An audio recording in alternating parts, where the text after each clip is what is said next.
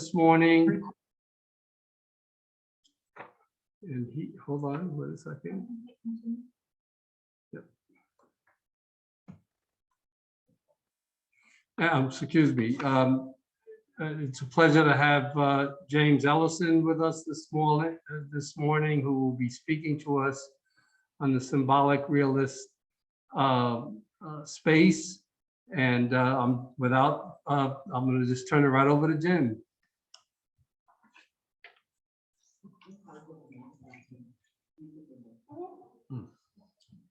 That's right. Now, for those of you who are like me and a little deaf, you need to see my lips. Hello. Who am I?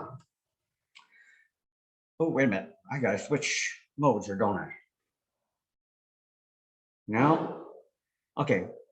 This is different than my computer. How do I get to where it's... There we go. Okay. All the way over. Yeah, that's the same here. Okay, now we're okay. Okay. Who am I? I am Jim Ellison, and I am a survivor.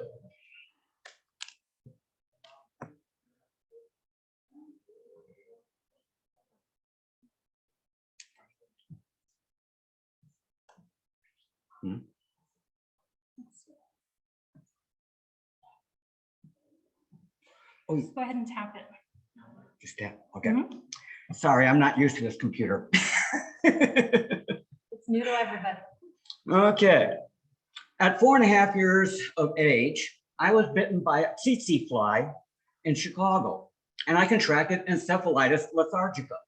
I had 108-degree fever, and I was in a coma for 6 weeks. Lasting effects of this have been learning disabilities, especially in math and English, which made a lot of problems for me, narcolepsy, which I still deal with, and bad short-term memory, as well as a sporadic memory on things like even names. I can know someone for 30 years and suddenly go, and have no idea what their name is at that moment. Also, I have anger over my frustration. The frustration comes because I'm trying to do something that, to me, it appears like everyone else does it so easily. And it is so difficult for me. The other thing is tremors, which people wonder how I paint these paintings with my hands shaking like that. I've learned to brace and just paint like this, which is why I ended up doing such extreme detail rather than broad strokes.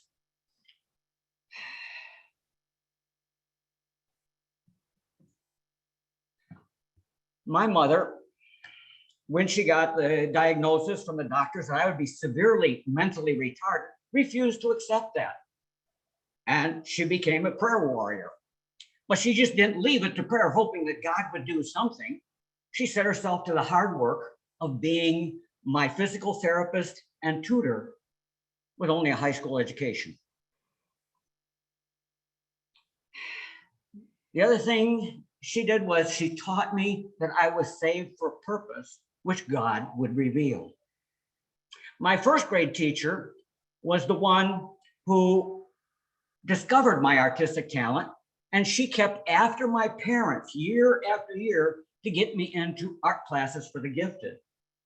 Finally, my parents, during 5th grade, were able to get me art lessons in our town. Public school was extremely difficult for me because of my learning disabilities and my weakness, and I was a little on the slow side at that time. And so teachers were ill-equipped in ways to help me learn. And I was severely bullied by other children.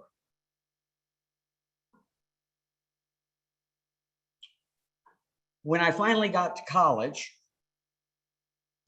I found teachers who saw something special in me. And they set about to find ways to teach me so that I could learn. And I discovered a love for education.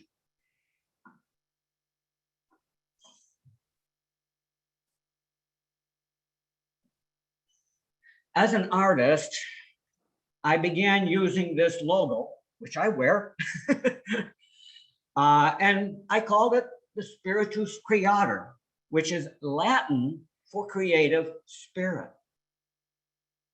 I became the director of the Beverly Arts Center. Then after that, I became a community college art teacher, all while still doing my artwork. Later on, I ended up going to seminary, and I became an ordained pastor. But because of my childhood experiences, I had never developed the social skills to be a good pastor. So after several valiant attempts, I finally left that ministry and I began another ministry. And that ministry was being an art teacher in a public high school. Yes, that's a ministry. Whatever job you do in faith is a ministry.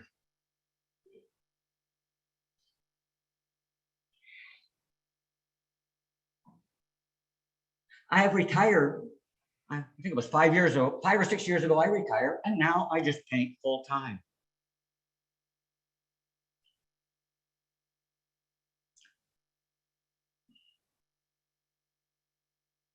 Okay, where's my cursor? Oh, there's my cursor. Okay. This here is a painting that is 4 foot high and 8 feet wide. And it's using the psychological technique, I guess you would say, or the psychological understanding of field color, which they use in mental hospitals to calm patients by putting them in a room that is only one color, and it's usually a color that creates a peaceful feeling. And when they can't see anything but that color, they settle down and become peaceful. Learning about this, I decided to put it into a painting. And so now, if you were to go to Dubuque, Iowa, where Wartburg Seminary is, it's in their permanent collection, and you were to stand 1 foot in front of this painting with your head in the center at the bottom, within about a minute or so, you would suddenly feel like you were hanging on the cross. And you are Jesus looking at history from Adam and Eve to the point where this painting is being completed. This painting over here is me looking at myself in a mirror and painting the psychological me on the canvas.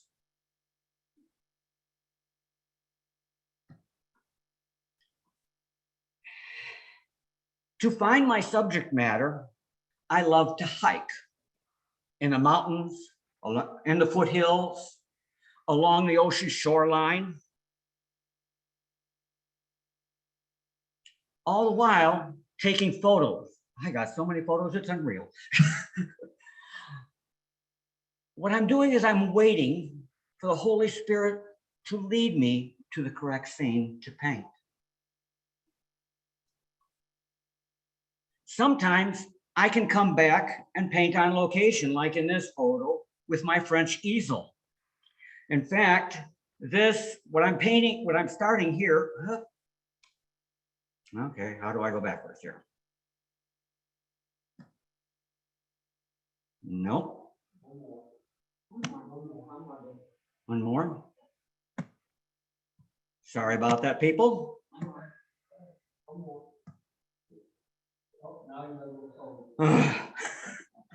I'm not used to this computer.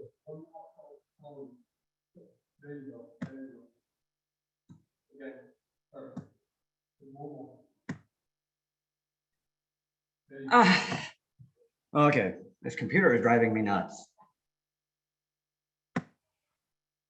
Okay, there we go. Now, if I can just not mess it up.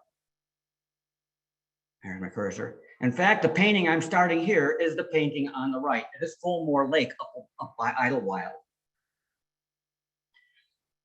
Below here are some of the places, are photos of some of the places I have hiked.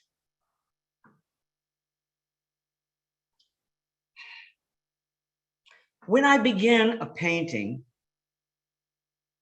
I never know what it means. I just started. The meaning typically comes to me in bits and pieces during my daily meditations. And I pursue this meaning with all my skill, insight, and knowledge.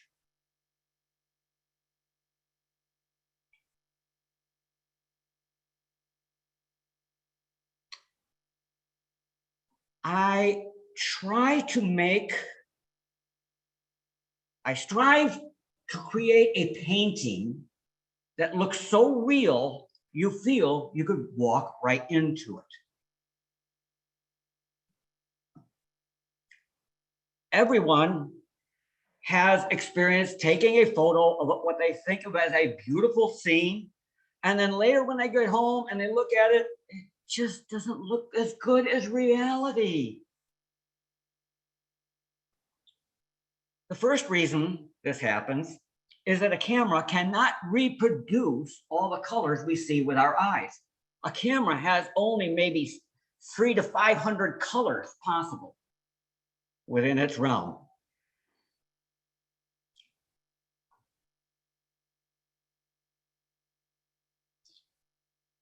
This here, the camera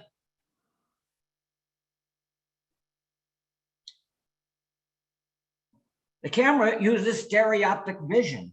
I mean, it does not use stereoptic. We have stereoptic vision. The camera is monocular, and so it flattens everything. And to overcome this, what I do is I take photos in a 180-degree arc.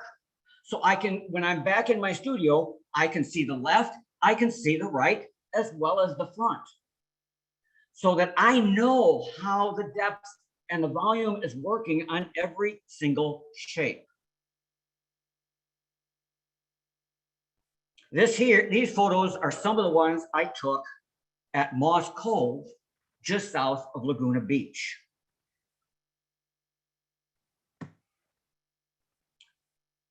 Once I have the photos and I started painting, I use color clashes to put the depth into the painting that is missing in the photo. For those of you, unfortunately, for those of you who are viewing on Zoom or later on YouTube, you're looking at a photo of a painting, and therefore you lose a lot of the 3D effect. Okay? For those of you who are here in attendance, looking at the actual painting, you can see that three-dimensional effect where it feels like you go in and actually grab a rock and pull it out of the painting. How I do this is with the colors. The blue sky is in clash with the subdued red-violet of the lava back here, which is in clash with the blue-green of these faraway trees, thus making it look like the sky is far away and the trees are a lot closer than the lava than you would expect in a normal painting.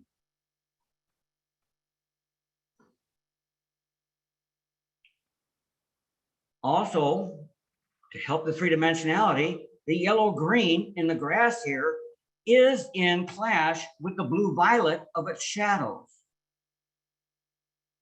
And the yellow-orange of these lavas, okay, is in clash with the blue-green in its shadows, the very dark blue-green. You think it's black, but it's not. It's actually a very dark blue-green.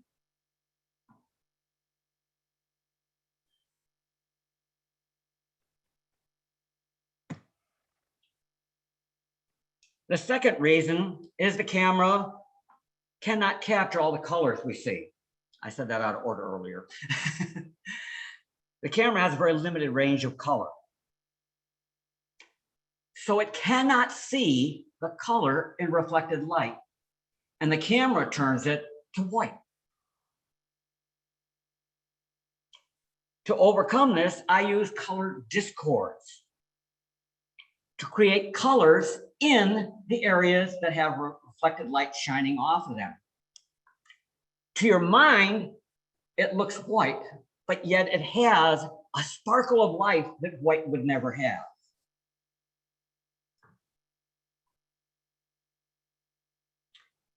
Examples of this are in the yellow-green grass here, those highlights you see that look white to your mind.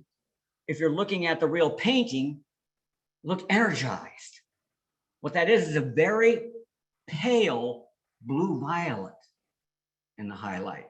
And in the lava down here, you also have a very light blue violet in a reflected light.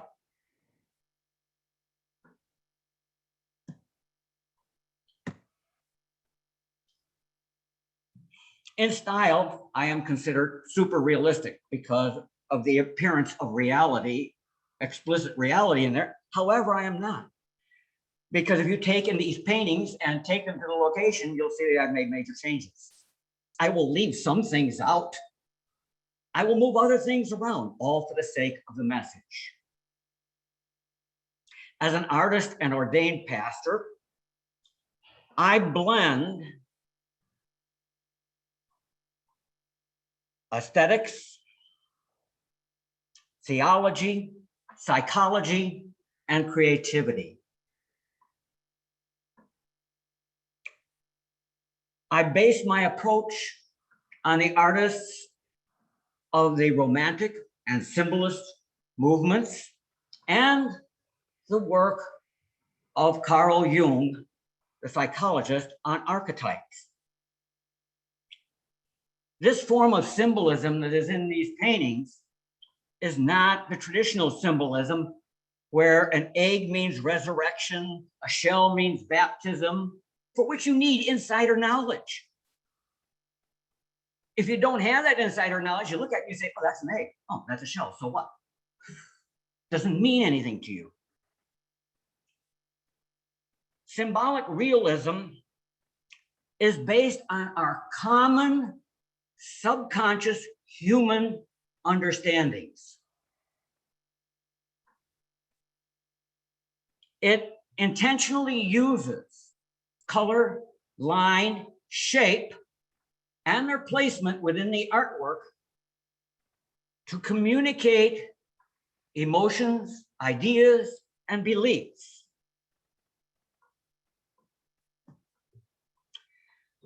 Looking at this chart, you will see across the top are the 6 basic emotions: anger, hurt, love, power, joy, dis-ease, and I notice there's a dash there. In other words, it could be, another word for it would be ill at ease. It could be physical, it could be mental. Okay, then down the left you have, this is the first of 3 pages, you have the colors red, violet, red, red, orange, orange, yellow, and yellow, green. To the right of them is the modifiers for each color: shade, tint, where'd my cursor go? There we go. Shade, tint, intense, subdued, warm, and cool. To the right of them are each of the emotions that are tied to that color and modifier. Now, you got to realize this is subconscious, but it surfaces in our daily language. If I were to say, I am feeling blue today, what would you think I'm feeling? Sad, yeah. But blue can also mean peace. Now I realize that for those of you, depending on the size of the screen, these emotions over underneath each of the columns are probably very, very tiny. You can't read them. But if you were able to, you would be able to see that every single color has positive and negative emotions. So how do you know what that color means in a painting? In art, you just don't use color. You use color in combination with lines and shapes. Anger is red, but it's with shapes and lines that are explosive. Peace is blue and green, And it's with lines and shapes that are like a gentle wave action. Joy is yellow and orange, but it's with lines and shapes that are uplifting. Depression is dark colors with lines and shapes that are descending. Power also uses red and orange, sometimes in upward moving triangles, sometimes in downward moving triangles. Illness, when you look at it, the colors just don't look right. But even more than that, either the lines and shapes are being canceled out, or the lines and shapes are canceling other things out. But even then, how do you know exactly what the artist is feeling or thinking when they're creating this painting? For that, we have to go to their placement within the artwork. You have the four corners: divine being, goal of life. Down here, birth, both physical and spiritual, and the corner of death, either physical or spiritual. The action from the divine being corner is either judging or empowering, while the action going from the present to the goal of life is hope. And the action from the birth corner into the present is a struggle to overcome. And any action from the present heading into the death corner is loss of control. Here is the past, the present, and the future. These are all the different actions. These actions are in the past, but they're trying to control the present. This action is in the future, and it's trying to control what's happening in the present. These are the actions in the present. Okay. Gotta do this again. There we go. Sorry about it. I'm not familiar with this computer and how it works. Okay, those are the actions. We also have areas like anything in the upper part of the painting tends to be understood as joy. Anything in the bottom area tends to be understood as depression. We also have blocking shapes. Now, a blocking shape can be totally blocking everything from moving into the future, or it can block only one part.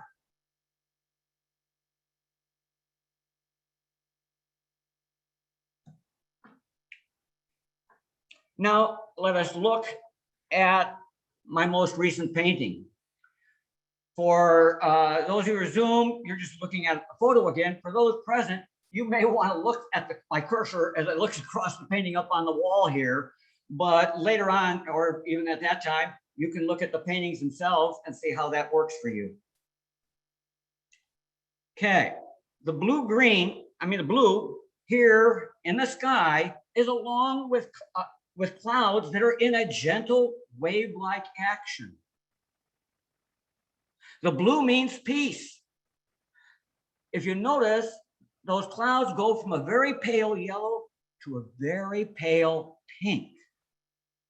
And that means that there is delight and affection.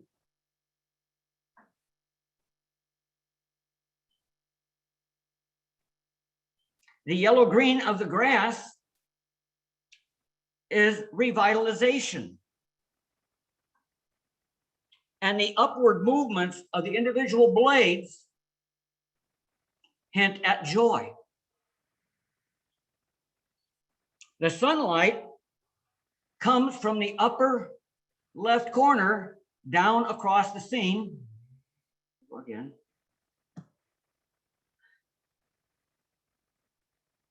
Comes down across the scene, and it is not judging because it's not a harsh light, but a soft light. It's illuminating, and therefore it has the meaning of empowerment.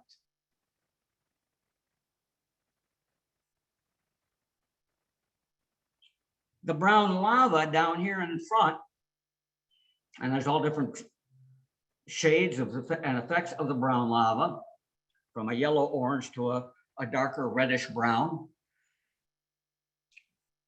Those colors tend to mean disorder.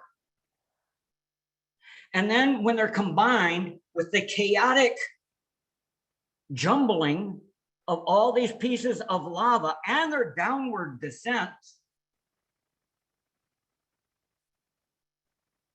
towards the corner of death,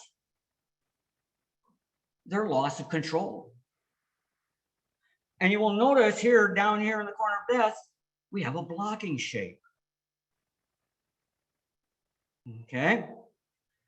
It only blocks the corner of death, leaving open the way of hope to the corner of the goal of life. So what do you think this painting means?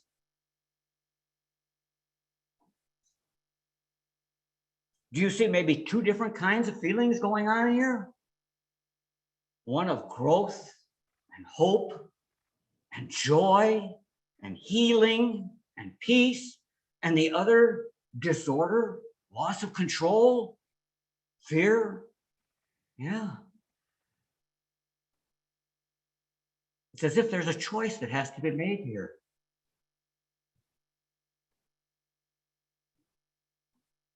This is another one of my paintings, but it's not here. This is Dawn. And remember, I showed you the photos earlier of Moss Cove, south of Laguna. This is the painting that came out of those photos.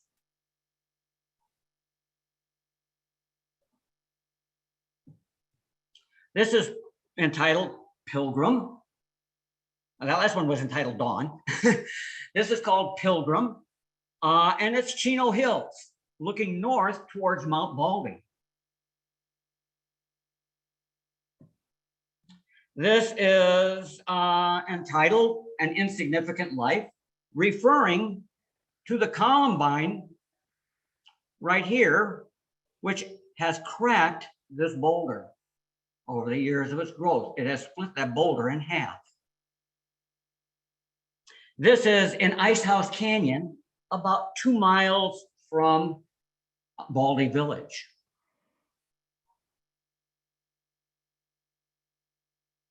This is El Arco at Land's End, Mexico. And I call it Peace and Chaos. I had to be in a small little dinghy out in 3- and 4-foot high waves and take pictures as the boat went up and down, so I could get the three-dimensionality of this thing. This is an arboretum, and it's called Be Still. And the arboretum is at Cal State Fullerton.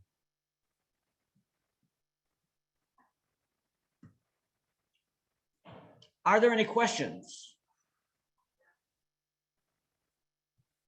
Let me see. Chat. My wife's also looking on chat to see, right, hon? Yes, somebody asked where it is finished now. Yeah. Says, Okay. Where is it is finished? Oh, located? it is finished. Okay, that is at Wartburg Seminary in Dubuque, Iowa. So you have to go there to see it. Which, if you're in that area, I would encourage you. If you're doing any traveling and you're in Dubuque, Iowa is right next to the Mississippi River. Okay, so that gives you a good idea. It's right where Illinois and Iowa meet, right? Northern Illinois and Iowa meet, if you don't know where that area is. That's the only question we have. That's fine. Are there any other questions verbally from anybody?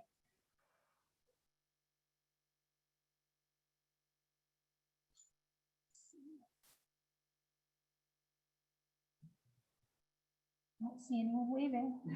That's okay. There's a question here. Okay. Oh, did you want Randy wants to know why you sent it so far away? Give her the history of it. Oh, Wartburg Seminary was where I graduated from and went into the ministry from. You want to get. And so I have such fond memories of that seminary because, like the college professors who saw something special in me, so did the teachers at that seminary. And it always, I discovered a love for education, and it went on into seminary and that, and it's so totally different than public school, where all it was judgment and rejection. Question here? Oh, it's not so much a question as it is sort of commentary.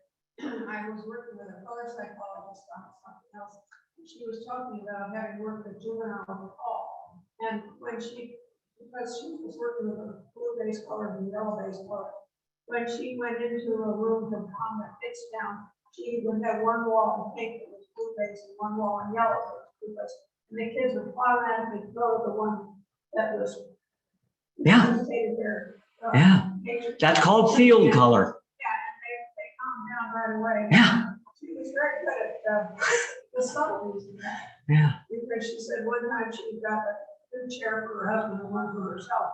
He was yellow based and she was blue based, and she switched the chairs around, and he would always go with the right one. Yep, they found out so much about field color. I don't know if the rest of you heard what she was saying because she's kind of far from the microphone, but this is a friend of yours? Yes, a woman I was working with. A woman you were working with, I was working on something else. worked in a juvenile hall?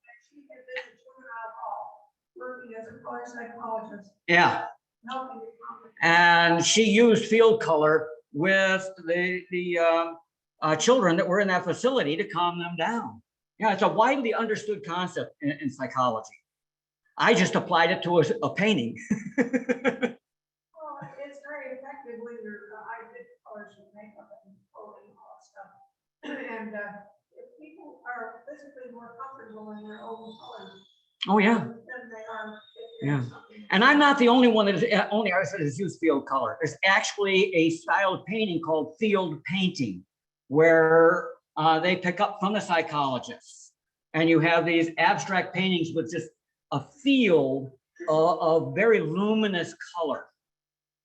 And it's quite amazing. Most museums, oh, no, don't get close to the painting, don't get close to the painting. I went to the museum in Washington, D.C., the National Museum, and they actually had a marker on the floor with the words "stand here," and it was 1 foot from the painting, because they knew you would not understand this field color in this painting unless you stood 1 foot from it. When you're that close, it just goes boom, and you were inside the color. Yeah, did they put any protective glass in front of the painting? So No. The breath wouldn't interact? No. There were no protectors, because if you put any kind of glass or plastic in front, it changes the color. Okay, no matter how good the plastic or glass is, it is not colorless.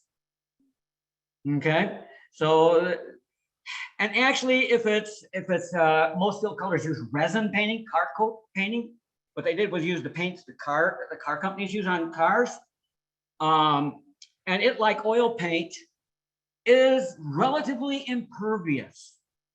With oil paint, in fact, you can come up and touch these paintings, it won't hurt. Okay, for the first 50 years, you can't do anything really to that oil painting to harm it except thinner. So Jim, there's a question, if I may. I would love, this is from Wendy, I would love to have a small print of "it is finished, it has begun." Yes, you can contact me. Oh, actually, I'm pretty sure. Yeah, you can contact me at eliartist@yahoo.com. And I'm pretty sure it's on PBA Online, myshopify.com collections, James Ellison. I'm a member of the Pomona Valley Art Association and our co-op gallery in Montclair Place.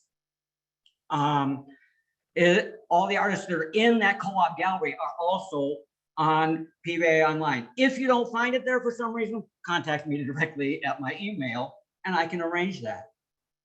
Thank you.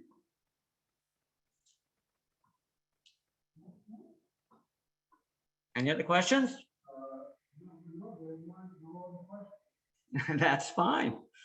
Okay. Oh, if anybody wants any of the charts I have, okay, the 3 charts on color, emotion, line and shape and placement, I can send them to you as long as you respect my copyright. I openly share these. I have no plans to do anything else with them. I'm not a great author or anything that I could create a book out of it. And plus, a lot of it, though those are my own personal charts and such, my own personal creations, it just kind of mirrors what I learned in psychology. Okay, so it's not any shockingly new revelation. Okay, and I do share this with people when they want it. In fact, there's an artist who also works in the hospital as a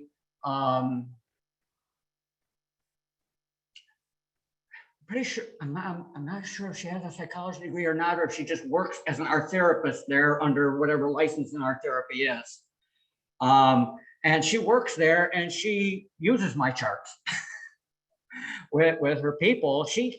She was trained in all of this, but she never had the charts. The teachers just said, this is this, this is this, this is this, but never an organized chart system. So she loved it when she saw it, when I presented one day and she saw all those charts. She said, this is perfect. Okay. Is that it? Okay, very good. Thank you very much and have a wonderful day.